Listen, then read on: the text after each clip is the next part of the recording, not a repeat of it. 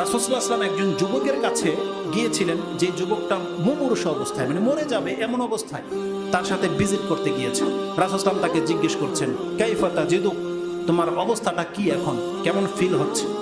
তখন সে সাহাবী বলছে, ওয়াল্লাহি ইয়া রাসূলুল্লাহ, আমি আল্লাহর কসম করে বলছি, আন্নী আরজুল্লাহ ওয়া ইন্নী আখাফু যুনুবি, আল্লাহর প্রতি আমার অনেক বেশি আশা আছে, যার মাধ্যমে আমি আল্লাহর সন্ধান পেয়েছি, সে আল্লাহ আমার উপরে ইহসান করবে, এই রকমের আশা তো আমার মধ্যে আছে, কিন্তু ওয়া আন্নী আখাফু যুনুবি, কিন্তু আমার দ্বারা যে পাপগুলো হয়ে গেছে এর জন্য আমার ভয় হচ্ছে যে আল্লাহ যদি আমাকে ধরে নেয় আমার কি হবে। রাসূল তার অবস্থাটা জানলেন। রাসূল সাল্লাল্লাহু আলাইহি ওয়াসাল্লাম প্রত্যেকটা পুরো পৃথিবীর মানুষের জন্য এলান করে দিলেন, তোমরা প্রত্যেকে জেনে নাও, যেই ব্যক্তি, রাসূল সাল্লাল্লাহু আলাইহি ওয়াসাল্লাম বলছেন, ফাকাল রাসূল সাল্লাল্লাহু আলাইহি ওয়াসাল্লাম লা ইয়াজমাআনি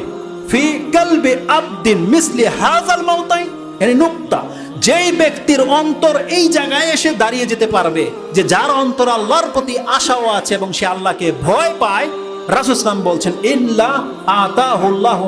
মিম্মা ইয়ারজু, সে আল্লাহর কাছে যা চাচ্ছে আল্লাহ তাকে তা দিয়ে দেবে, ওয়া আমানাহু মিম্মা ইয়াখাফু, আর সে যেই জিনিস থেকে আল্লাহকে ভয় পাচ্ছে আল্লাহ সেই ভয় থেকে তাকে নিরাপত্তা দিয়ে দেবে।